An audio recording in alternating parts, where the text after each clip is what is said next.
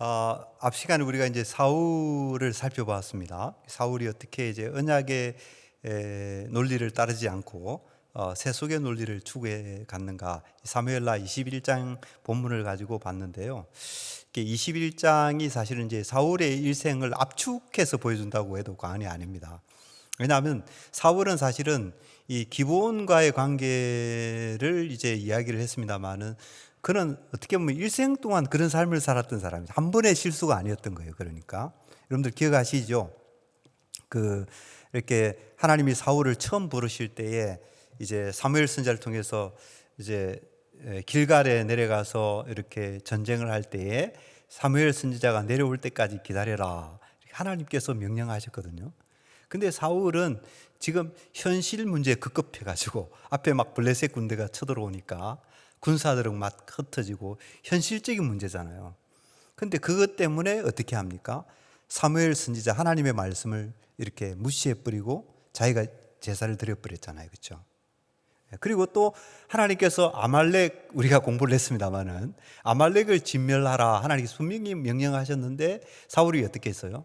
하나님을 두려워하기보다도 백성을 두려워해서 사실은 아말렉 그 명령에도 사울이 순종하지 않았던 것이죠. 그렇죠? 그리고 나중에 또 블레셋과 전쟁할 때 어떻게 했습니까? 다급하니까 신접한 여인을 찾아가지 않습니까? 그러니까 이제 사울에게 있었던 이 문제는 이 기브온과의 관계 속에서 이 언약 파기한 사건이 일어났는데 사실 이것은 사울이 일생 동안 어떤 삶을 살았는가 하는 것을 대표적으로 보여주는 아마 그런 의미에서 이 사무엘서의 마지막 부분이라고 할 수 있죠. 사무엘하 21장 마지막 부분에 그런 사울의 일생을 압축해서 대표적인 사건 하나로서 이제 그려 보여주고 있다 이렇게 볼 수가 있습니다. 그러니까 언약의 논리를 쫓지 않고 세속의 논리를 쫓아간 왕으로서의 대표자 그런 어떤 인물로서 사울을 소개하고 있는데요. 지금 이제 살펴보려고 하는 것은 이제 사울과 대조적인 인물이죠. 다윗이라고 하는 인물은 어떤 길을 걸어갔는가 그걸 우리가 같이 보는 것입니다. 근데 오늘 본문에 보면은 성경 저자가 다윗을 소개를 이렇게 하고 있습니다. 다윗의 시대에 해를 거듭하여 3년 기근이 있으므로 다윗이 여호와 앞에 간구하며 여호와께서 이르시되 이렇게 이제 나오고 있습니다. 여러분들 여기에 제가 빨간색으로 표시해 놨는데요. 이걸 보면은 다윗이 어떤 인물이었는가를 쉽게 우리가 짐작할 수가 있습니다. 여기에 한글 성경에 간구하며라고 번역되어 있지만 사실은 이게 여호와의 얼굴을 구하며 이렇게 번역하는 것이 이제 옳습니다. 여러분들 다윗이 이제 국가적인 재난을 만났잖아요. 어려운 일을 만났잖아요. 그럴 때 대개 사람들은 어떻게 합니까? 근데 지금 다윗은 그 일 앞에서 여호와의 얼굴을 찾고 있는 그런 모습을 보여주고 있습니다. 그죠? 자, 여기서 뭔가 사울과는 다르다. 이게 그런 것을 우리는 분명히 이제 여기서 다윗의 이 태도 속에서 발견하게 돼요. 저와 여러분들 또 이런 태도를 가지면 좋을 것 같습니다. 우리가 어려움을 당할 때에 그 어려움 앞에서 우리는 어떤 태도를 보일 것인가? 세속적인 방식으로 어려움을 풀어나갈 것인가? 사울과 같이 이렇게 여호와의 얼굴을 구하는 방식으로 다윗처럼 이렇게 이런 방식으로 할 것인지 그것이 이제 우리 앞에 놓여 있는 그런 일이겠죠, 그죠? 한나도 그랬던 인물이죠, 그죠? 한나도 그 고통 속에서 하나님 앞에 나가서 기도하는 방식으로 문제를 해결했는데요. 어쨌든 이제 여기에 다윗은 이렇게 경건한 왕으로 소개되고 있습니다. 여러분들 왕에게 중요한 건 뭡니까? 통치자죠. 그렇죠? 왕에게 중요한 것은 이제 하나님과의 관계가 근본이 되고 그 관계 속에서 통치를 어떻게 해야 되느냐의 이 문제인데 여기에 보면 이 짧은 본문이지만요 다윗이 통치를 어떻게 했느냐를 압축해서 보여주고 있어요. 한마디로 말하면 아주 지혜로운 통치자의 모습을 보여주고 있습니다. 여러분들 뭐가 지혜인가요? 지혜를 뭐 많이 설명할 수 있습니다만은 열왕기상 3장 9절 여러분들 지혜하면은 솔로몬 아닙니까? 이제 솔로몬이 이제 하나님께 이렇게 이제 그 축복을 받아서 지혜를 크게 얻은 일을 우리는 알고 있는데 솔로몬이 하나님께 이제 듣는 마음을 종에게 주사 이렇게 이제 구하고 있어요. 여기서 우리는 뭘 알 수가 있습니까? 지혜라고 하는 것은 다른 것이 아니라 듣는 마음이다. 그렇죠?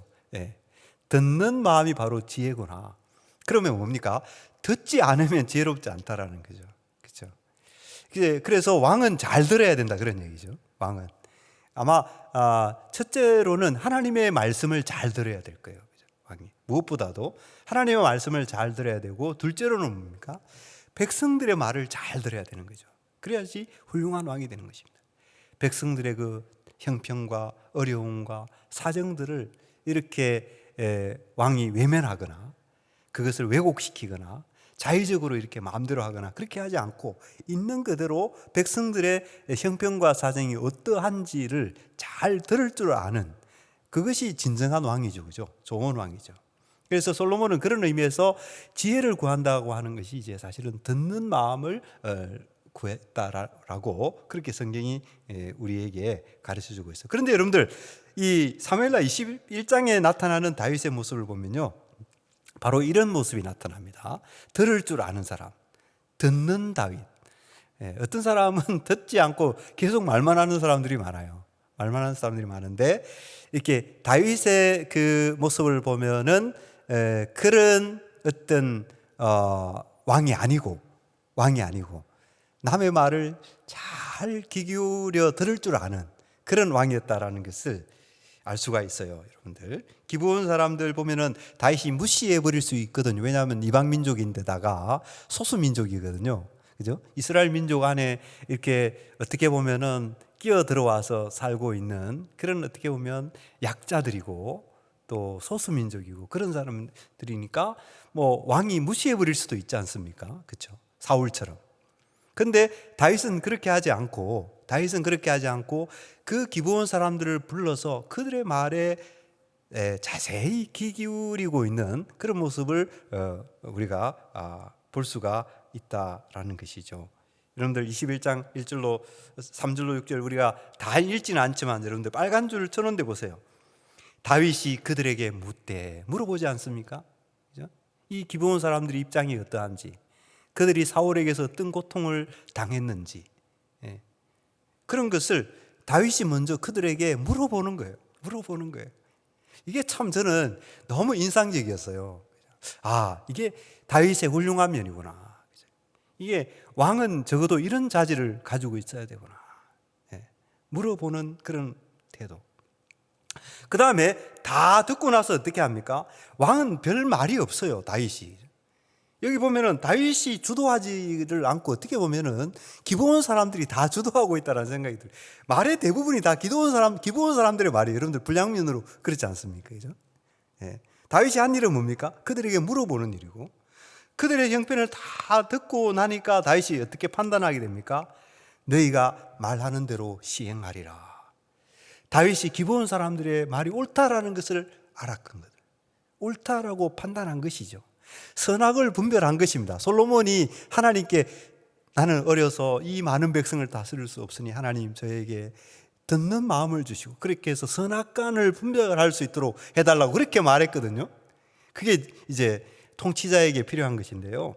이제 다윗이 이 말을 잘 듣고 보니까 어떻게 된 겁니까? 옳고 그름을 분별하는 지혜가 다윗에게 생겼던 거예요. 그렇게 해서 왕이 이르되 너희가 말하는 대로 시행하리라. 그렇게 이제 하니까 기브온 사람들이 그제서야 이제 자신들의 요구를 왕에게 제시하는 거죠. 도대체 이 기브온 사람들이 어떤 요구를 다윗에게 할까 궁금하죠, 여러분들. 그렇죠? 우리 성경을 읽는 독자들로서 궁금한데, 다윗이 이제 그 요구를 귀 기울여 듣고 나서 어떻게 말하는가 하니까 간단해요. 그죠? 왕이 이르되 내가 주리라. 기브온 사람들의 요구를 들어주는 다윗의 모습을 보게 되는 것입니다. 결국 뭡니까? 그 사람들의 요구를 들어보니까 합당하다라는 거예요.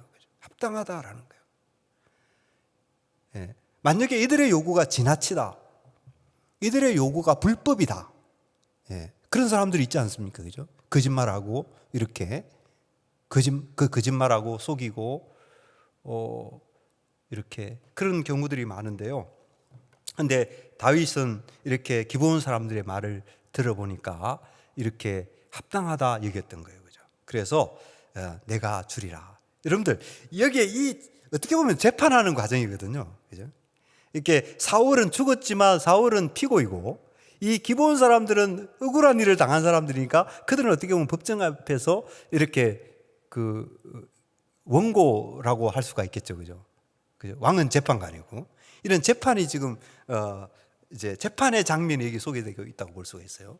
그러니까 우리가 이 본문을 해석할 때 이런 것을 중요하게 봐야 됩니다. 왜냐하면 왕이 재판을 어떻게 하느냐가 중요한 문제예요. 여러분들 선지서 보세요. 선지서에서 선지자들이 되게 지적하는 문제가 뭡니까? 재판관들이 공의롭지 않게 재판한다는 거예요. 뇌물을 받고 이렇게 죄인들을 의롭다고 해주고, 뇌물을 받고 악인 의인들을 갖다가 오히려 죄인이라고 몰아세우고, 그런 일들이 이스라엘 역사에서 비일비재했거든요. 그래서 수많은 선지자들이 일어나서 바로 그런 문제들을 가지고 왕들과 통치자들과 지배자들을 이렇게 질타하고 책망했던 일들을 볼 수가 있습니다. 그래서 우리가 왕의 이야기이니만큼 무엇에 주목해야 됩니까? 이 왕이 이 중요한 사안을 다룰 때에 이것을 어떻게 재판하느냐가 관심의 초점이 되어야 된다. 이 재판이 과연 공의로운 재판이냐 아니면 자의적인 재판이냐, 그걸 우리가 잘 들여다봐야 돼. 일단 우리가 여기서 발견하는 것은 다윗은 굉장히 지혜로운 사람이다. 그죠? 들을 줄 아는 사람이니까. 들을 줄 아는 사람이니까. 그런데 결과적으로 이런 재판을 내렸는데 이 판결이 그러면 공의로운 판결이냐 불의한 판결이냐 우리가 따져봐야 되는 거죠. 그죠? 따져봐야 되는 것입니다. 그런데 성경의 여러 기록들에 비추어 봐서 이제 따져봐야 되지 않겠습니까? 그랬을 때 다윗의 재판은 어떠했느냐?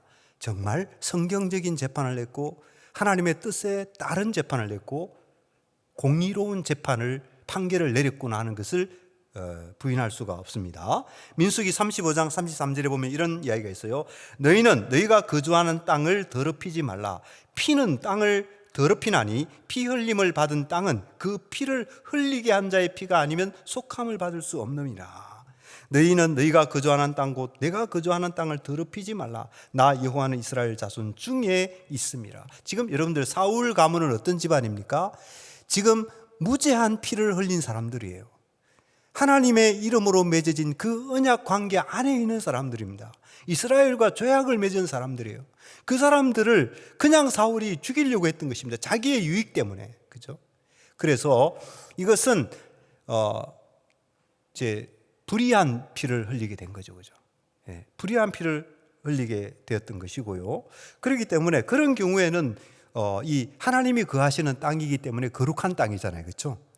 예, 거룩하신 하나님이 거하시는 곳이 이스라엘인데 그 땅을 이렇게 더럽히면 안 되죠. 그럼 어떻게 해결해야 되느냐? 이렇게 말합니다. 그 피를 흘리게 한 자의 피가 아니면 속함을 받을 수 없느니라. 바로 이 이유 때문에 사울의 피부친, 어떻게 보면 그렇죠? 사울의 피를 물려받은 그 사울의 후손들이 처형을 당할 수밖에 없었던 거예요.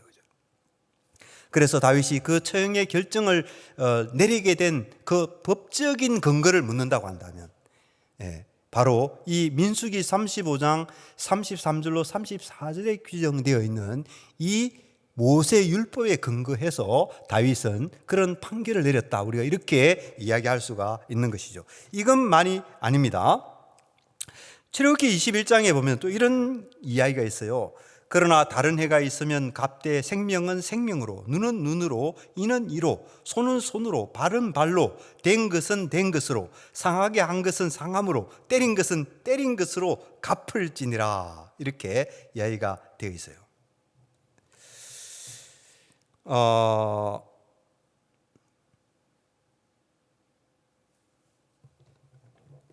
자, 이것을 이제 우리가 방금 제가 출애굽기 본문을 읽었는데 이 출애굽기 본문에 나온 이 내용이 바로 소위 그 동해 복수법이라고 하는 것이죠, 그죠? 받은 대로 돌려주라, 그런 법인데 어떤 면에서 그러면은 다윗이 사울에게 사울 집안에 내린 그 판결이 이 법에 해당하냐? 여러분들 바로 7 후손을 처형했다는데 답이 들어 있는 것입니다. 그 사울이 어떻게 했습니까? 기브온 사람들 다 죽이려고 했는 거죠. 예. 기브온 민족 전체를 상대로 사울이 범죄 행위를 했던 것입니다. 언약을 깨고. 그렇죠?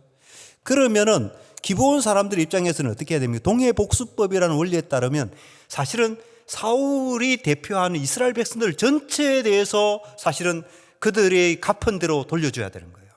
그죠? 그게 이 동해복수법에 따른 충실한 원리이죠.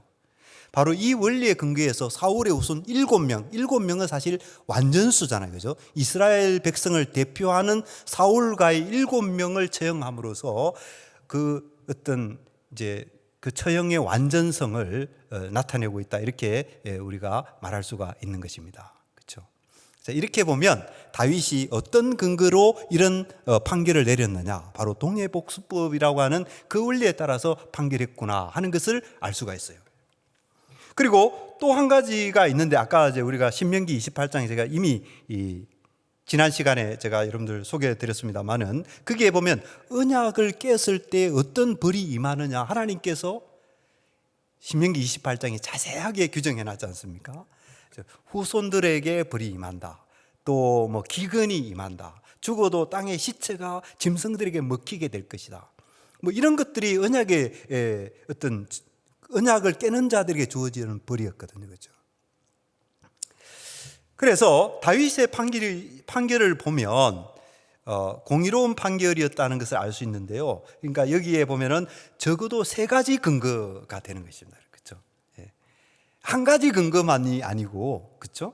예. 언약의 저주, 피해 복수라고 하는 그 민수기의 그 제도, 그 다음에 동해 복수법이라고 하는 출애굽기의 그 제도, 이 3가지 어떤 근거에 의해서 다윗은 재판관으로서 왕으로서 이 기브온 사람들의 요구를 들어주는 판결을 내리게 되었다라는 것이죠.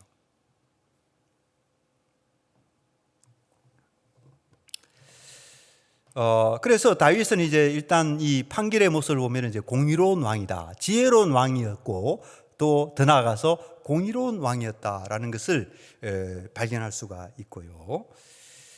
그 다음에 여러분들 사무엘하 21장 7절에 가면 이런 본문이 나오는데, 그러나 다윗과 사울의 아들 요나단 사이에 서로 여호와를 두고 맹세한 것이 있으므로 왕이 사울의 손자 요나단의 아들 무비보셋은 아끼고, 이런 말씀이 나와요. 이걸 이제 저자가 의도적으로 여기에 넣어놓은 것 같아요. 여러분들 7명의 후손을 처형하는데 지금 다윗이 그 중에서 한 사람을 뺐다라는 거예요. 물론 7명을 죽인 거예요. 7명은 죽였는데 그 대상자를 선정하는 가운데서 누구를 제외시켰느냐? 무비보셋을 제외시켰다라는 거죠. 왜 제외시켰느냐? 바로 요나단과 맺은 언약 때문에. 그죠? 다윗과 요나단이 친구 사이였다는 거 우리 다 알잖아요. 그러니까 여기서 우리가 뭘 알 수 있습니까? 다윗은 언약을 깨는 사람이 아니라 언약을 지키는 사람이었다라는 것을 알 수가 있죠. 그렇죠? 그러니까 사울과 이런 면에서도 대조가 되는 것입니다. 다윗은 여호와의 얼굴을 구하는 경건한 인물이었고, 다윗은 백성의 말을 들을 줄 아는 그런 어떤 지혜로운 왕이었고, 그 다음에 정당한 근거에서 판결을 내리는 공의로운 왕이었을 뿐만 아니라 요나단과 맺었던 그 언약 관계에 충실했던, 언약을 지키는 언약 백성의 왕으로서 그 마땅히 해야 될 일 아닙니까? 그렇죠? 언약 백성의 자기 정체성에 합당한 일을 지금 다윗이 하고 있는 것입니다. 그러니까 아까 전 시간에 소개해드렸던 그 사울과는 완전히 대비되는 인물이죠, 여러분들. 그렇죠? 사무엘 21장은 이렇게 두 사람 사울과 다윗을 압축해서 이렇게 대비를 시켜놓고 있는 거예요, 그렇죠? 대비를 시켜 있는데, 근데 우리의 질문은 그렇습니다. 그러면 다윗은 과연 완전한 사람이었는가? 이게 레오나르도 다빈치가 한 조각 작품으로 제가 기억하는데 맞는지 모르겠습니다. 근데 정말 이 다윗상이거든요. 아주 이상적인 어떤 그런 조각을 했는데 다윗은 완전한 사람이었는가? 이 질문을 우리가 또 한번 볼 필요가 있습니다. 여러분들 이 본문을 쭉 읽어가다 보면요, 놀라게 되는 것이 뭐냐면, 이렇게 이제 7사람이 처형이 됐으면 모든 게 다 끝나야 되잖아요, 그렇죠? 그렇지 않나요? 공의로운 재판을 해서 이렇게 처형을 했으면 이제 모든 일이 다 마무리됐겠거니 이렇게 기대하게 되는데 그렇지 않아요. 그죠? 즉각적으로 회복이 되지 않고 하나님과의 관계가 즉각적으로 회복되지 않고 이렇게 지연되는 것을 볼 수가 있습니다.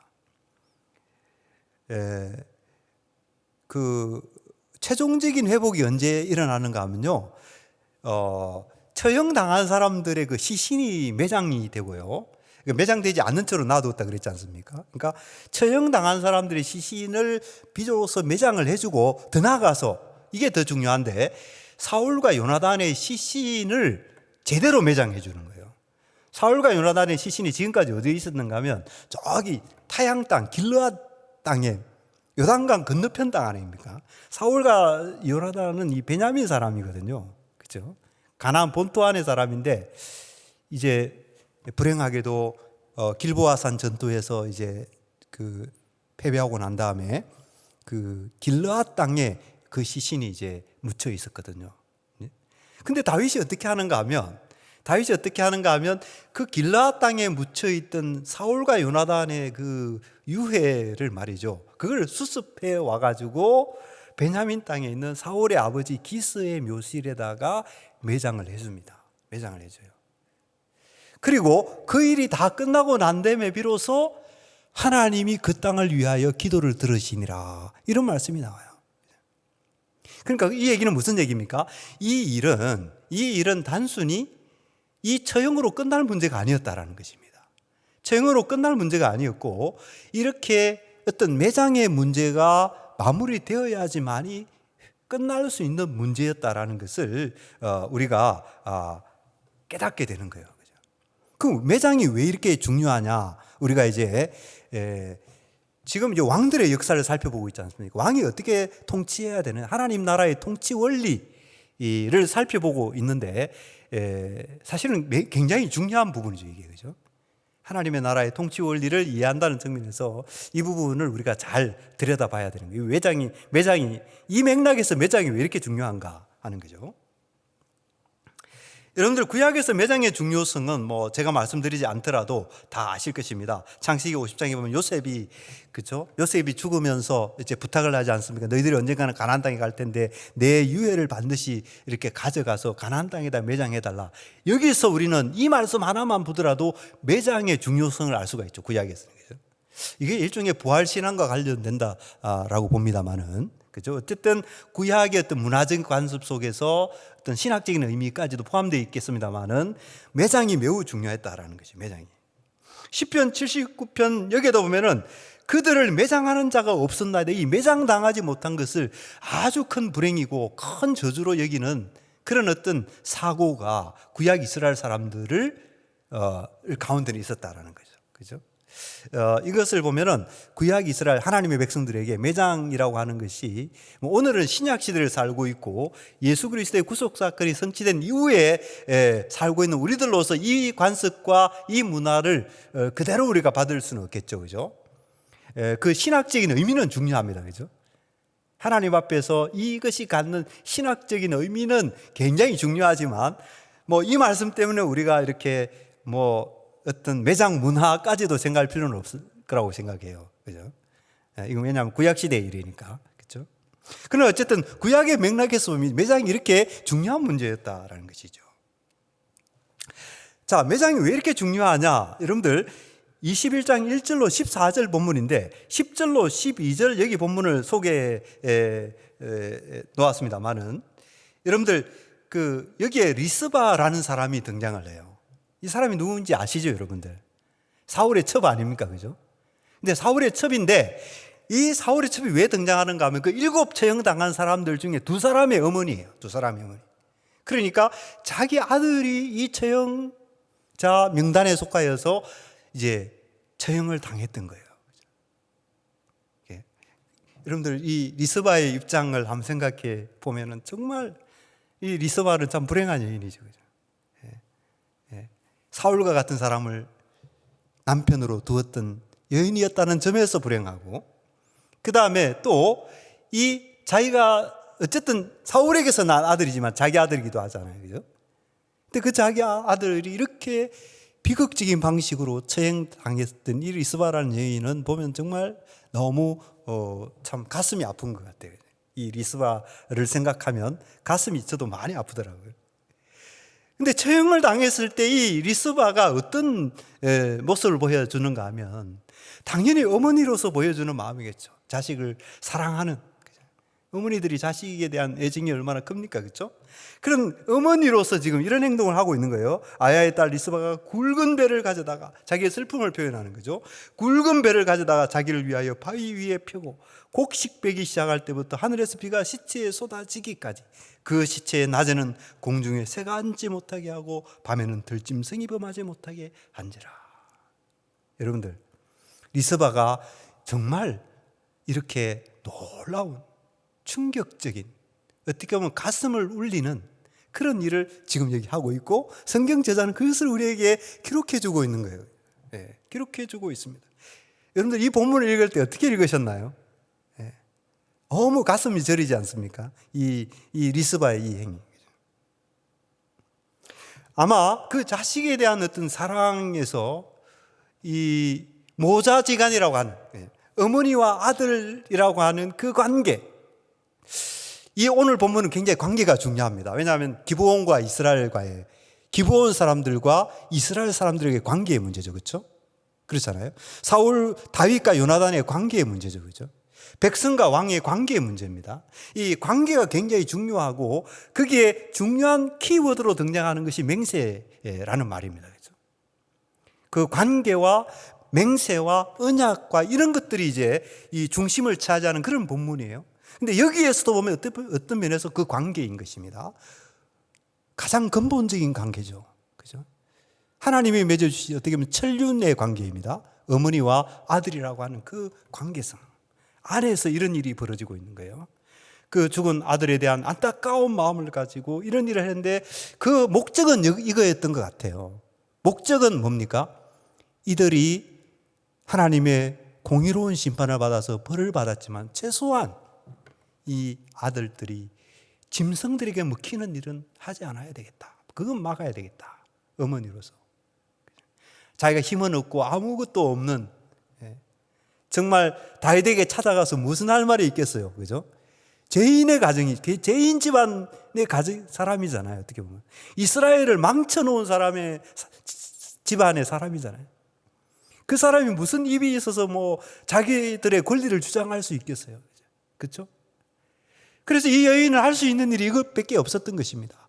여기서 이런 마음을 표현한 거죠. 적어도 내 아들이 이렇게 매장이라도 바로 해줘야 되겠다. 그런 마음으로 이 여인이 이렇게 놀라운 일을, 그러니까 이 모자지간의 그런 어떤 그 관계성 속에서 이런 일이 일어나고 있고요. 그것이 매장을 위한 일이었다는 것이 너무 분명한 것이, 이 행위가 21장 12절에 나오는 행위와 나란히 이렇게 놓여 있어요. 여러분들, 그래서 성경 기록이 정말 재미있는 책입니다. 여러분. 성경 저자는 이렇게 기록을 쭉 해 나가면서 이 속에 나타난 여러 가지 장면들과 행위들과 이런 것들이 어떤 의미를 갖는지 해석할 수 있는 열쇠를 거기다 다 가져다 놓은 거거든요. 그래서 우리가 성경을 읽을 때 이제 그 열쇠를 찾아내는 그것이 성경을 읽는 하나의 또 아주 중요한 요소 중에 하나죠. 근데 리스바의 행위와 나란히 대비되고 있는 것이 21장 12절에 나오는데요. 다윗이 가서 사울의 뼈와 그의 아들 요나단의 뼈를 길르앗 야베스 사람에게서 가져가니, 여기 길르앗 야베스 사람들이 등장합니다. 근데 그게 어떻게 설명이 되는가 하면, 이는 전에 블레셋 사람들이 사울을 길보아에서 죽여 블레셋 사람들이 베산 거리에 매단 것을 그들이 가만히 가져온 것이라. 여러분들, 이 길르앗 야베스 사람들이 한 일이 이거예요. 그죠? 길보아 산 전투에서 이 사울과 요나단이 죽고 난 다음에 그 사울의 시신이 말이죠. 참 너무 끔찍한 장면인데, 이 베산 성벽에 사울이 목이 잘린 채 거기에 매달려 있었어요. 매장을 얻지 못하고. 오늘 이 처형 장면과 사실은 굉장히 오버랩되는 그런 부분이 있습니다. 그걸 가만히 놔놓으면 어떻게 되겠어요? 들짐승이 와서 먹어버리든지 그렇게 되었지 않겠어요? 그런데 길르앗 야베스 사람들이 그 소식을 듣고 어떻게 합니까? 이 요단강 저편에 있던 그 길르앗 사람들이 그 소식을 듣고 그냥 이렇게 무심해버리고 그것을 지나쳐버린 것이 아니라 그들이 마음에 큰 결심을 하고 여러분들 요단강을 건너서 밤새도록 아주 거리가 좀 멀었던 것 같아요. 밤새도록 와서 그 베산 성벽에 매달려 있는 사울과 요나단의 시신을 수습해서 굉장히 위험한 일 아닙니까? 지금 블레셋 군인들이 말이죠, 이렇게 거기에 주변에 널려 있을 텐데 말이죠. 그런데 이 길르앗 야베스 사람들은 그것을 무릅쓰고 밤새도록 거기에 달려와서 이 사울과 요나단의 시신을 수습해서 길르앗 땅으로 가져가서 거기서 매장을 해주는 모습이 거기에 나타나고 있어요. 여러분들, 길르앗 야베스 사람들의 행위와 이 리스바라는 여인의 행위가 비슷합니다. 사실은요, 그렇죠? 위험을 무릅쓰고 자기의 고생과 어려움을 아랑곳하지 않고 어떤 사람들을 매장해 주기 위해서 그렇게 애쓰고 노력하는 그런 모습이 사실은 이 리스바와 이 길르앗 야베스 사람들을 연결시켜 주고 있는 것이죠, 그렇죠? 근데 길르앗 야베스 사람들이 왜 그렇게 했을까? 여러분들, 역시 여기도 관계입니다. 관계. 여러분들, 언약 관계, 언약 백성들은 관계가 굉장히 중요합니다. 가장 중요한 관계는 하나님과의 관계죠, 그죠? 하나님과의 관계가 굉장히 중요하고 그 관계성 속에서 성도들 사이의 관계가 나오는 거예요. 성도들 사이의 관계가 나오고, 그래서 이 언약은 어차피 언약에서 중요한 골자는 관계 개념이에요, 그죠? 이 팔머 로버슨이라고 하는 구약학자도 언약에서 가장 중요한 개념은 관계 개념이라 이렇게 말하고 있는데, 사실 관계가 중요한 것입니다. 언약에서 하나님의 백성들에게서는 그래서 관계가 중요하다. 이 길르앗 사람들이 사울과 어떤 관계를 맺었느냐? 한때 암몬 족속이 길르앗을 쳐들어온 적이 있었습니다. 여러분들, 사무엘상 11장에 기록이 되어 있어요.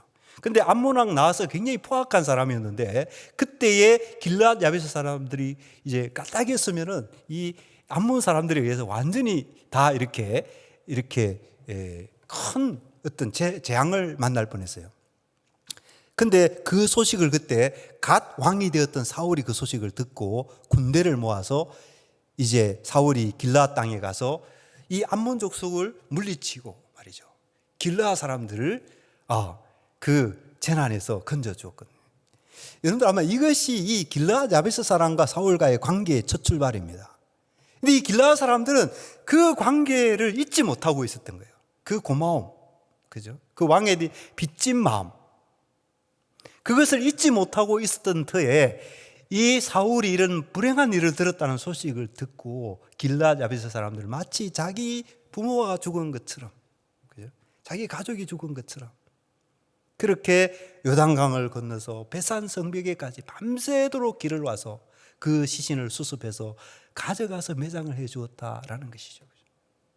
그래서 이 행위가 왜 여기에 이렇게 기록이 될까요? 저자가 왜 이것을 여기에 기록해 놓을까요? 그것도 리스바의 행위와 나란히 왜 이렇게 기록을 해놓았을까요? 바로 이것이 리스바가 한 행위의 의미를 풀게 해주는 열쇠라고 보는 것이죠.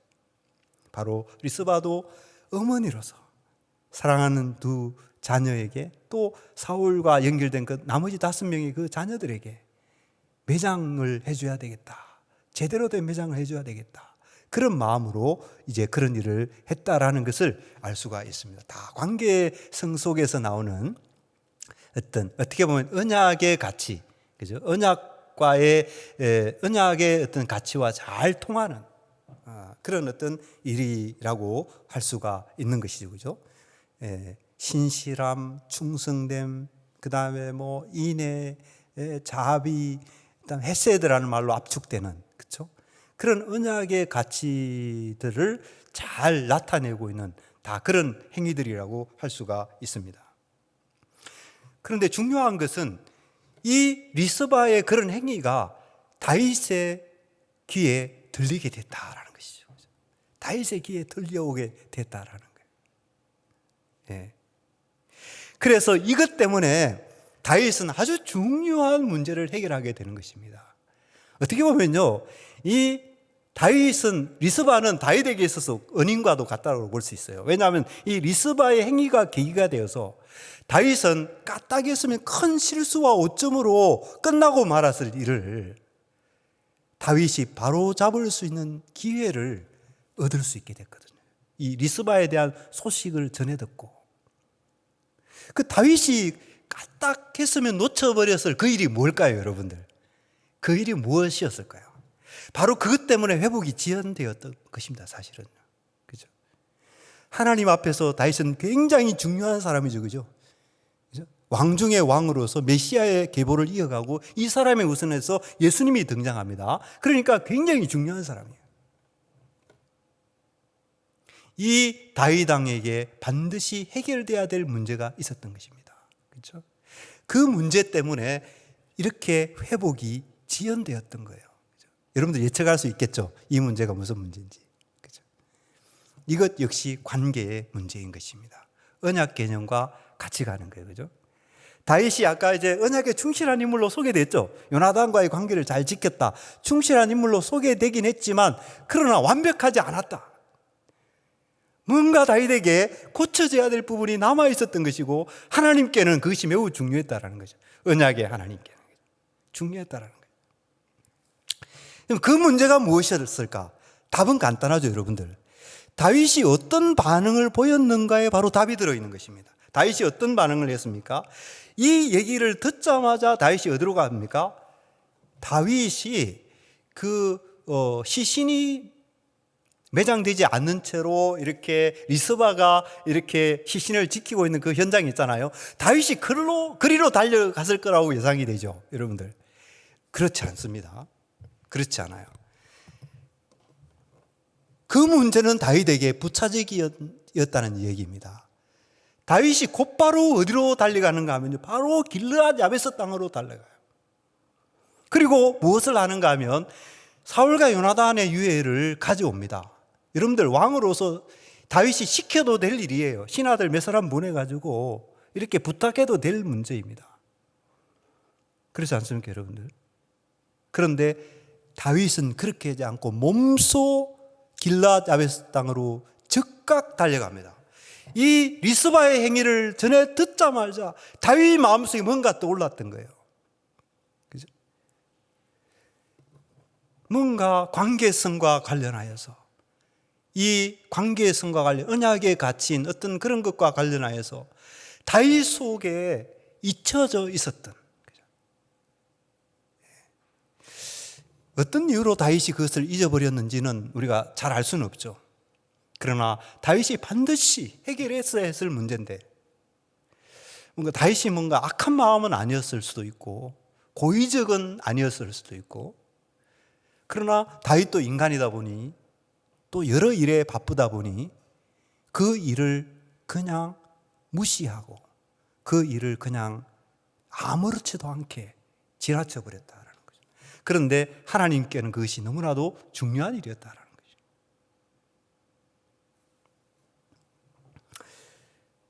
거죠. 길르앗 야베스 땅으로 달려가서 사울과 요나단의 유해를 가져와야만 했는데, 이 다윗이 이제 이것을 깨닫게 된 거죠. 이것을 내가 잊어버리고 있었구나. 리스바의 행위를 통해서. 그렇지 않습니까, 여러분들? 리스바의 그 행위를 전해 듣자마자 이 일을 했으니까 다윗이 그랬을 것이 틀림없어요. 마음속에 번개같이, 내가 그 일을 했어야 했는데, 내가 못하고 있었구나. 그것을 깨닫고 길르앗 야베스 땅으로 바로 달려가서 사울과 요나단의 유대를 잘 수습해서 와서 어떻게 합니까? 베냐민 땅에 사울의 아버지 기스의 묘실에다가 그들을 잘 안장해 주는 일을 하게 되는 것입니다. 그와 동시에 이제 물론 7명의 채용당한 이 사람들의 시신들도 같이 그렇게 해주는 거죠. 자, 다윗이 왜 그렇게 했을까? 그죠? 여러분들 성경을 읽어보면 거기에 대한 답을 찾을 수가 있어요, 여러분들. 그죠? 사무엘상 24장 20절로 22절에 보면 이 다윗의 행위를 이해할 수 있게 해주는 단서가 그게 나와요. 자, 이때는 언제인가 하면요, 사울과 다윗이 적대 관계에 있을 때입니다. 사울은 다윗을 죽이려고 그러고 다윗은 그 사울 앞에서 도망다니던 때예요. 그죠? 그러니까 거의 사울이 제정신이 아닌 상황이었죠. 그죠? 제정신이 아니고 그냥 어떤 악신에 사로잡혀가지고 그런 상황이었거든요. 근데 간혹 한 번씩 제정신이 될 때가 있어요. 사울이 보면은. 그렇죠? 거의가 제정신이 아닌데 가끔 한 번씩 이렇게 제정신이 돌아올 때가 있습니다. 그런데 바로 이때가 그때입니다. 예? 다윗과 사울이 이제 이렇게 쫓기는 관계 속에서 이제 어떤 상황 속에서 만나게 됐어요. 그때 사울이 제정신이 돌아왔는데 그때 사울이 다윗에게 뭐라고 이야기하는 거예요? 이렇게 말합니다. 보라, 나는 내가 반드시 왕이 될 것을 알고 이스라엘 나라가 내 손에 견고히 쓸 것을 아노니. 예, 사울이 그걸 알았던 거죠. 알았으니까 그거 어떻게 하든지 막으려고 다윗을 죽이려고 했던 거 아닙니까? 그렇죠? 그러니까 지극히 세속적이고 인간적인 사람이죠. 그죠? 예. 자, 내 손에 견고히 쓸 것을 아노니, 그러면서 이제 다윗에게 부탁을 합니다. 그런즉 너는 내 후손을 끊지 아니하며 내 아버지의 집에서 내 이름을 멸하지 아니할 것을 이제 여호와의 이름으로 내게 맹세하라. 여러분들 여기 맹세가 또 나오죠. 그죠? 이 맹세를 다윗이 어떻게 합니까? 다윗이 거절하지 않고 그걸 받아들입니다. 그래서 다윗이 사울에게 맹세했던 거예요. 그럼 뭡니까? 다윗과 사울 사이에도 이 맹세의 관계가 존재하던 거죠. 이스라엘 백성들과 기브온 사람들 사이에 맹세의 관계가 존재했듯이 사울과 다윗 사이에도 이 맹세의 관계가 존재했다라는 것이죠. 그러면 여러분들 다윗의 입장에서 어떻게 해야 됩니까? 아무리 원수지만 여호와의 이름으로 맹세한 이상 그 맹세는 지켜져야 했던 거예요. 왜냐하면 그것이 언약의 가치를 받드는 일이고 하나님을 경외하는 일의 하나였기 때문에 그런 것입니다. 그러니까 이제 다윗이 사울에게 맹세를 했는데요. 지금 이제 여기에 보면은 여러분들 내 아버지 집에서 내 이름을 멸하지 아니할 것, 내 아버지의 집에서 내 이름을 끊어버리지 않을 것을 맹세하라 이렇게 했는 것이거든요. 근데 이제 사울의 입장에서 여러분들 한번 생각해 보세요. 사울이 지금 어디에 매장되어 있습니까? 물론 기브아산에서 죽은 것은 하나님의 심판으로 죽은 거예요. 그렇죠? 하나님의 심판으로 죽은 것입니다. 그런데 일단 매장되어 있는 것은 길랏 야베스 땅이거든요. 자기 고향 땅이 아닙니다. 자기 아버지 묘실이 아닌 거예요. 그러면 그 상황은 사울에게 있어서 어떤 상황이 되는 것입니까? 자기 아버지 집에서 자기 이름이 끊어져 버린 것과 같은 상황인 거예요. 여기에 내 이름을 멸하지 아니할 것, 이 멸하다는 것은 사실 히브리어로 읽으면 끊어버린다 이런 뜻이거든요. 그죠? 여러분들 상황이 이해가 되시죠? 지금 사울은 죽어서 길랏 야베스 땅에 매장되어 있는 그 자체가 구약 이스라엘의 관습에서 보면 지금 아버지의 묘실에 매장되지 못하고 있는 상황 아닙니까? 그러니까 아버지의 집에서 끊어져 버린 것과 같은 상황 속에 놓여 있는 거예요. 그러면 사울의 입장에서는 그러한 것이고 다윗의 입장에서는 어떠합니까? 다윗은 지금 사울에게 어떤 맹세를 한 거죠? 아버지의 집에서 끊어버리지 않겠다라는 맹세를 했던 거 아닙니까? 그렇죠? 바로 이거예요. 다윗이 리스바의 행위를 전해 듣자마자 자기가 잊어버리고 있었던 일, 자기가 소홀히 했던 그 일이 생각이 나게 됐고 그래서 바로 지체 없이 길랏 야베스 땅으로 달려갔던 것입니다. 달려가서 자기가 사울에게 했던 그 맹세를 지키기 위해서 거기에서 시신을 잘 수습해서 그 아버지 기스의 묘실에다가 매장을 해주는 일을 하게 되었던 것입니다.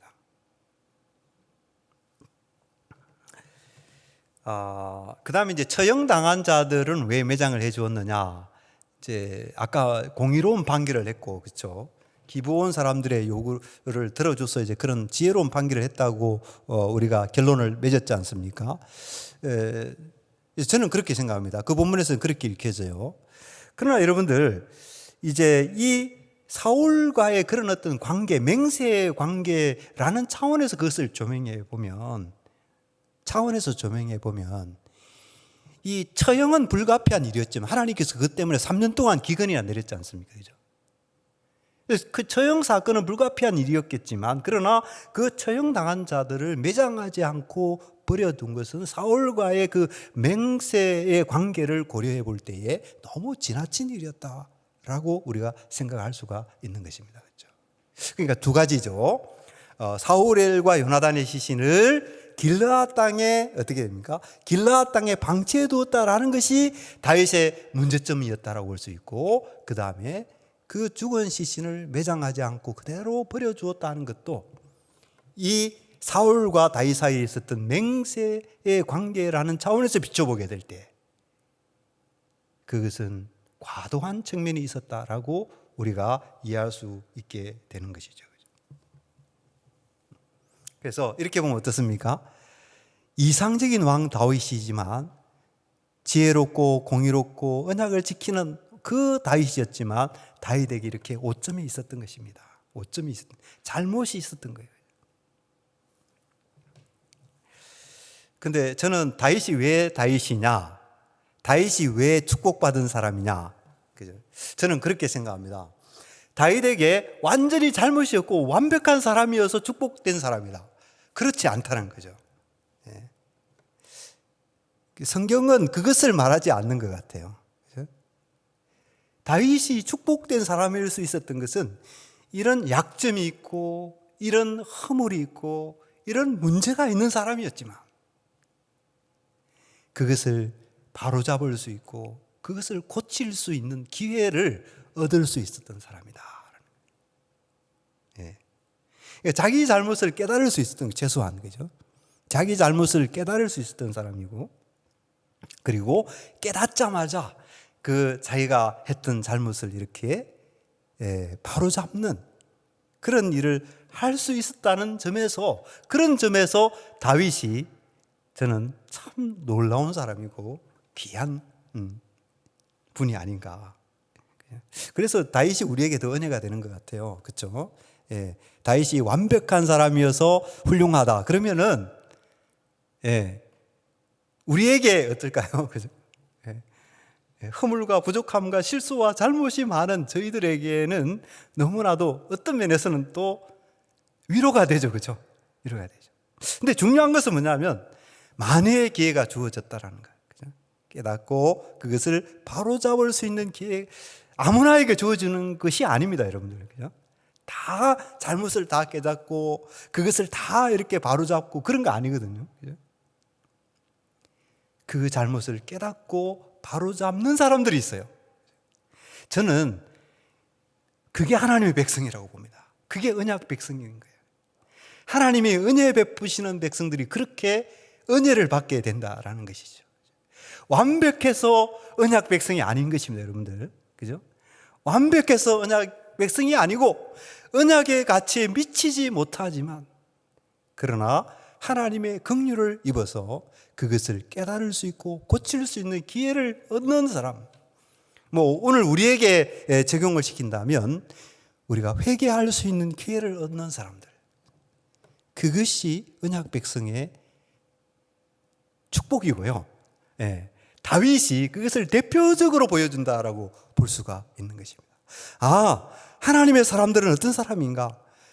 하나님과 관계성 속에 있는 사람은 어떤 사람인가? 하나님께 복을 받는 사람은 어떤 사람인가? 알 수 있죠, 그죠? 알 수 있습니다. 잘못을 깨닫고 그것을 고치고 만회할 수 있는 기회를 얻을 수 있는 사람. 그건 그야말로 은혜인 것이죠. 그죠? 그것이 은혜인 것입니다. 그래서 이 사무엘서를 보면 이 언약 관계 속에서 이 언약의 축복이라고 하는 것이 무엇인가? 하나님과 언약 관계 속에 있는 사람들이 이런 축복이 늘 주어지는 것입니다. 그렇죠? 세상 끝날까지 그런 기회가 주어지는 거예요. 그래서 바울의 용어를 빌리자면요, 이 긍휼의 자녀입니다. 그죠? 진노의 자녀가 아니라 긍휼의 자녀인 거예요. 긍휼의 자녀는 어떻게 합니까? 죄를 지었을 때도 진노의 대상이 되지 않는 것입니다. 그렇죠? 여러분들 죄를 짓고 나서 진노의 대상이 되는 사람이 있습니다. 그죠? 그런 사람은 어떤 사람인가요? 자기가 하는 일이 끝까지 옳은 일인 줄 압니다. 끝까지 옳은 일인 줄 알고 끝까지 하나님을 대적하면서 하나님을 대적한다고 생각하지도 못하는 사람들이에요. 그죠? 그런 사람들에게는 고칠 기회가 주어지지 않는 거죠. 그렇지 않겠습니까? 그런데 긍휼의 자녀는 누굽니까?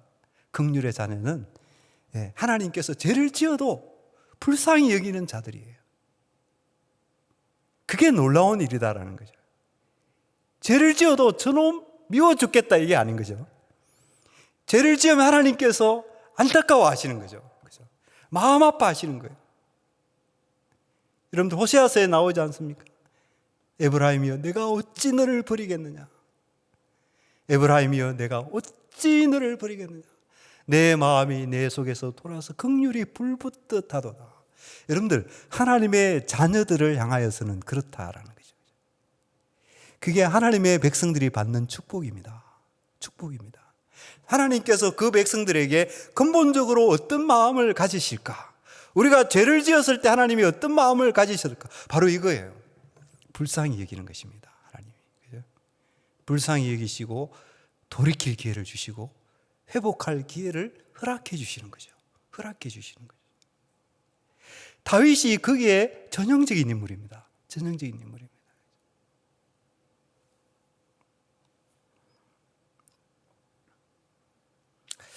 그래서 이렇게 정리할 수 있죠. 만회할 기회를 얻은 사람이 다윗이고 잘못을 돌이키고 만회할 수, 이게 언약 관계성 속에서 이제 언약 백성이니까 그죠? 언약 관계를 이렇게 회복할 수 있는 그런 기회를 얻은 사람이었다라는 거죠. 그 결과가 아주 아름다운 결과가 펼쳐집니다. 이 사울은 그런 기회를 얻지 못했던 사람이에요. 그죠? 비극적인 인물입니다. 그래서 비극으로 끝나죠, 그 인생은.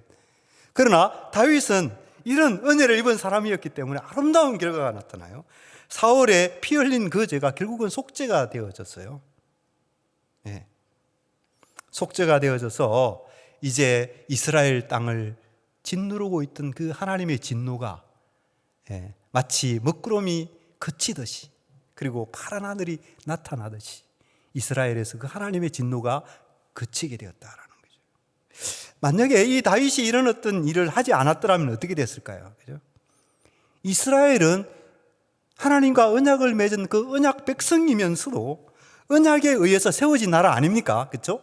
아브라함의 언약으로 인해서 아브라함에게 주신 그 약속으로 인해서 생겨난 나라가 그 이스라엘이거든요. 그런 나라인데 그 언약에 반대되는 국가로 남아있는 여러분들 이 이상 비극이 어디 있겠습니까? 이 이상 모순이 어디 있겠어요? 아니 언약으로 말미암아 존재하게 된 사람들인데 그 언약과 반대되는 존재로 지속한다라고 하는 것은 불행한 일이죠. 그죠? 그런데 다윗은 이 공의로운 재판과 판결로 인해서 결국은 사울의 피 흘린 죄를 속죄하고 그렇게 해서 나라를 위기에서 건져내게 됩니다. 결국은 유익을 가져오는 것이 뭡니까? 세속의 논리를 쫓는 것이 아니라 언약의 가치를 쫓는 것이 정말 이렇게 복을 가져오는 일이다라는 것을 배우게 되는 거예요. 두 번째 결과는 뭐냐면 다윗은 이렇게 함으로써 백성들에게 복을 가져왔을 뿐만 아니라 자신의 왕권과 왕국을 굳게 세울 수 있습니다. 이 사무엘서 저자는 14절 마지막에 그것을 암시하고 있어요. 거기에 왕이라는 표현이 왕이라는 표현이 나타나고 있고요. 그리고 왕과 함께 명령을 내리다라는 이 단어가 같이 쓰이고 있습니다. 여러분들. 이건 뭘 암시하는 것입니까? 다윗이 이 모든 문제를 다 해결했을 때 왕으로서 권위 있게 왕권을 행사하고 있다라는 것을 나타내고 있다라는 것이죠. 그렇죠? 그래서 이 결과가 정말 복된 것이죠. 다윗은 이 일을 통해서 결국은 다윗 왕권을 굳게 세울 수 있게 되었던 것입니다. 그리고 하나님과 이스라엘의 관계가 정상화되는 그런 결과를 가져오게 되었던 것입니다. 여러분들 지금 시간이 너무 많이 지나간 것 같아요. 9시 40분 지나갔는데 장로님 어떻게 할까요? 계속 할까요? 조금만 더 속도를 조금 빨리 붙여서 끝을 내도록 하겠습니다. 자, 거의 다 이야기한 거예요, 그죠? 예, 사울과 다윗을 이야기하면서 거의 다 이야기를 한 것인데 이 마지막 왕관을 씌워야지 그래도 이제 끝이 날 것 같습니다. 다윗과 예수 중요한 부분인데요.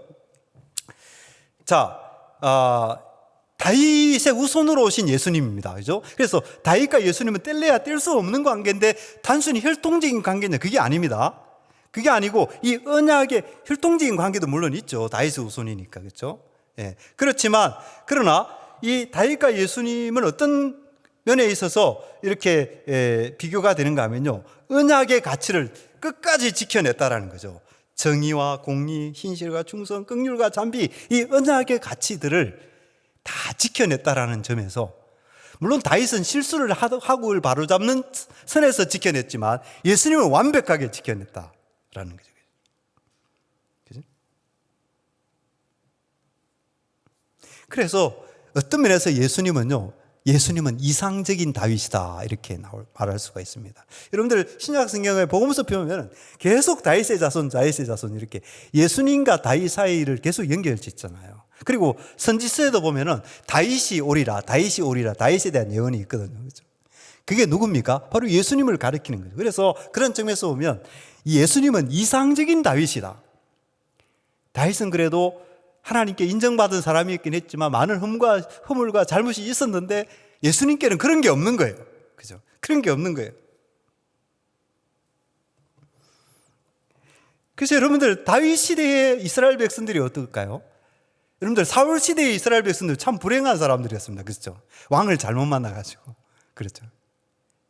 근데 다윗 시대의 이스라엘 백성들은 너무 복된 사람이죠. 여러분 사무엘서를 읽어보면 알아요. 다윗 시대의 주변 민족들이 다 정복이 되거든요. 그리고 주변 민족들이 다 다윗 앞에 조공을 다 바칩니다, 여러분들. 그런 백성이 된 거예요, 이스라엘 백성들이. 이 얘기는 무슨 얘기입니까? 좋은 왕이 통치하면 그 백성이 복을 받는다라는 거예요. 복을 받는다. 이거를 우리가 중요하게 받아요. 왜 중요하냐? 세속 정치로 너무 가지 말고 우리가 하나님 나라의 관점에서 보게 될 때 우리의 왕이 누구냐라는 거예요. 우리의 왕은 뭡니까? 어제나 오늘이나 영원토록 변함없이 우리의 왕은 예수님이거든요. 예수님은 완벽한 왕이에요. 우리는 누구의 통치를 받습니까? 예수님의 통치를 받는 거죠. 여러분들 그래서 우리가 이런 자신이 있는 거예요. 이런 축복이 있는 것입니다. 다윗 시대의 백성이 축복됐겠구나. 그것만 생각하면 안 되는 것입니다. 우리는 완전한 왕이신 예수님의 통치를 받고 있다라는 그 확신, 그 축복이 누구에게 주어져 있는 거죠? 바로 저와 여러분들에게 주어져 있다라는 것이에요. 예수님으로 인한 복이 뭘까요? 축복이 뭘까요? 예수님을 왕으로 모시는 백성들은 모든 언약의 저주에서 풀려났습니다. 우리는 다 언약을 깨기를 좋아하는 사람들이잖아요. 그렇죠? 사울 시대 그 이스라엘 백성들처럼 다윗처럼 어떻게 보면 실수든 아니면 고의든 여러 차원에서 언약을 깨기를 반복하는 우리들이에요. 그렇죠? 그런데 어떻게 된 거예요? 예수님을 왕으로 두었기 때문에 예수님 안에서 언약의 저주에서 풀려났는데 왜 그러냐? 예수님께서 언약에 충성하셨기 때문에 그런 거죠. 그렇죠? 그래서 예수님을 믿음으로 예수님과 연합된 주의 백성들은 예수 그리스도를 구주로 고백하는 그 백성들은 예수님 때문에 언약의 저주, 이스라엘 백성들을 3년 동안 짓누르고 있던 그 언약의 저주가 뭔지 우리는 역사적으로 예정으로 보았죠. 그죠? 그 언약의 저주가 예수님 안에서 극복되어졌다. 예수님을 왕으로 모신 백성은 또 어떻게 됩니까? 견고한 나라를 받죠. 다윗이 언약 관계에 충성했을 때 그 나라가 견고해졌다고 했지 않습니까? 그 연장선에서 보면 왕이신 예수님 안에 있는 사람들은 흔들리지 않는 견고한, 이 세상이 떠나가더라도, 산들이 움직일지라도, 파도가 일어나서 바다가 융용할지라도 흔들리지 않는 견고한 나라, 그 나라를 예수님 안에서 받게 되는 거죠. 그리고 무엇보다도 예수님을 왕으로 모신 백성들은 하나님과 화평을 누립니다. 다윗이 그 일을 했기 때문에 어떻게 돼요? 하나님과 이스라엘과의 관계가 회복된 거죠. 그죠? 화목이 이루어졌던 것입니다. 그죠? 그런데 예수님 안에서 그 일이 완벽하게 이루어졌던 거예요. 하나님과 원수되었던 우리들이 예수님 안에서 하나님과 더불어 화평을 누리는 예수님께서 그 모든 장애 요소들을 예수님께서 몸소 십자가 지심으로써 또 3년 동안 예수님께서 33년 동안 사시면서 이렇게 하나님께 온전한 충성을 바치는 그 삶 속에서 예수님은 언약의 가치를 완벽하게 지켜내시고 구현하시고 하신 왕이므로 그 왕 안에서 우리는 하나님과 더불어 화평을 누리는 복을 얻게 됐다라는 것이죠. 예수님의 십자가 안에서 일어난 사건 아닙니까? 어떤 면에서 여러분들 이 아까 어떤 사람들이 이 호키아라는 형벌이 십자가에 못 박힌다 이렇게 번역을 했다라고 그랬지 않습니까? 근데 사실은요, 예수님의 십자가 대비되는 부분이 있어요. 그죠? 사울의 후손들의 처형으로 말미암아서 사실은 이스라엘 백성들이 이제 회복이 됐잖아요. 그죠? 회복이 됐거든요.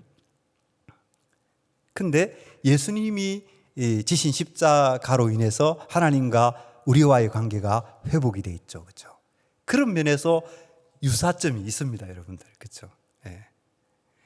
예. 물론 예수님은 흠 없는 분으로서 순전히 우리 죄를 위해서 이제 이렇게 대속의 죽음을 당하셨죠, 말이죠. 그러나 사울의 집안의 사람들은 자기 죄 때문에 또 백성들을 대표하는 것이기도 했지만 말이죠, 그렇죠? 사울 집안을 대표하고 백성들 전체를 대표하는 의미도 있었지만 사실 또 자기들도 그 죄에 연루되어 있었으니 예. 그런 차이점은 있죠.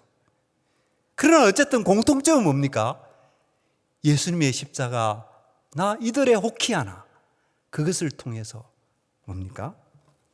이런 언약 파기로 인한 언약의 저주가 해결되었다라는 점에 있어서 공통점이 있다 이렇게 볼 수가 있는 것입니다. 차이점을 한 가지 더 예를 들어보자면 이건 여러분들이 한번 좀 생각해 보세요. 여러분들 예수님이 십자가에서 달려 돌아가실 때에 특별히 요한복음에 보면은 19장 33절에 보면 예수님의 그 관절이 꺾이지 않았다라는 걸 표현하고 있어요. 그죠? 그렇죠? 꺾이지 않았다라고 표현하고 있는데 여러분들 오늘 이 호키아 형벌 당한 사람들 어떻게 됐어요? 그 사람들은 관절을 다 꺾어서 이렇게 죽였어요. 그렇죠? 이런 것도 어떤 면에서 이제 예수님의 죽으심과 대비되는 그런 면 중에 하나라고 보여집니다. 자, 이 사건이 주는 교훈은 이 사울과의 이 7 남자 후손들이 받은 이 형벌, 그죠? 그리고 예수님께서 죄인들을 대신해서 당하신 이 십자가 형벌은요, 이 세속의 논리를 따르는 사람들의 결국이 뭔가를 보여준다. 언약의 가치를 추구하지 않고 세속의 가치를 따라가면 그 끝에 무엇이 있는가를 보여주는 거라는 거예요. 그런 면에서 이 사건은 우리에게 너무도 중요한 교훈이 되는 것입니다. 이스라엘 왕들은 이걸 깨달아야 했어요. 그죠? 이게 하나님 나라의 통치 원리니까. 근데 왕들이 보면 대개 다 이렇게 안 했죠. 그죠? 대개 다. 그리고 이 호키아 형벌이나 십자가 형벌은 그죠? 하나님과 바른 관계에 있지 않는 사람들을 기다리고 있는 불행이 무엇인가를 이게 생명수 샘에서 끊어지면은 목이 타게 되는 것은 자연스러운 일이고 그렇죠? 예. 하나님과의 관계에서 끊어지면 그렇게 된다라는 거죠. 그렇게 된다. 예, 이런 모든 일들은 오늘 이 땅을 살아간 우리들이 힘써야 될 일들이 무엇인가를 교훈해 줍니다. 여러분들 너무 늦은 시간까지 제가 이렇게 해서 너무 죄송스럽고요. 조금 더 일찍 끝나야 되는데 시간을 잘 지키지 못해서 이렇게 죄송합니다. 제 강의는 오늘 여기까지 하는 것으로 마치겠습니다. 한번 기도하겠습니다.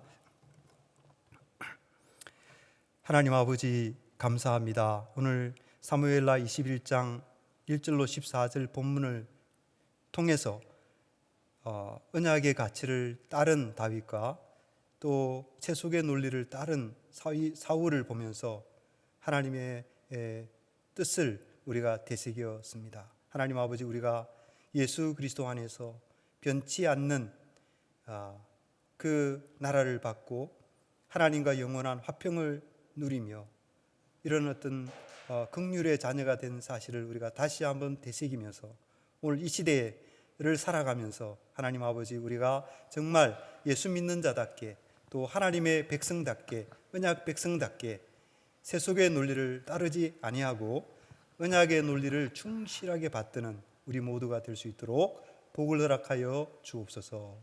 예수 그리스도의 이름으로 기도 올리옵나이다. 아멘. 아멘.